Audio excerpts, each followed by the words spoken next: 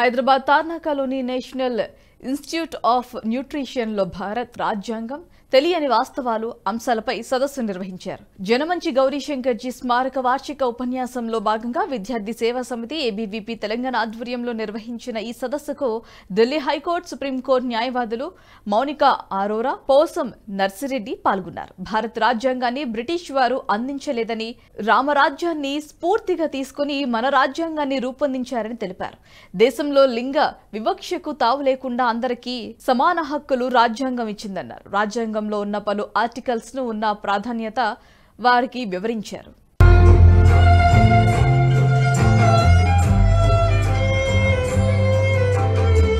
Story of the Constitution, the highs and lows in the Constitution, government versus judiciary versus Supreme Court, and how the Supreme Court upholds the fundamental rights of the people and is the custodian of the Constitution. So I'm so happy to come to the ABP program, and we had so many people who were questioning before the program, and I think they'll be questioning after the program also.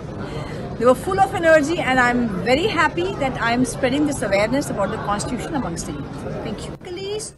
ఈ video మీకు నచ్చినట్టయితే like చేయండి, 10 మందికి share చేయండి. అలాగే కామెంట్ల రూపంలో మీ అభిప్రాయాలను మాతో పంచుకోండి. Nationalist hub group of channels ను సబ్స్క్రైబ్ చేసుకుని తెలుగునాట జాతీయవాద జర్నలిజాన్ని ప్రోత్సహించండి. ఈ వీడియో కింద ఉన్న బెల్ ఐకాన్ పై క్లిక్ చేయడం మర్చిపోవద్దు.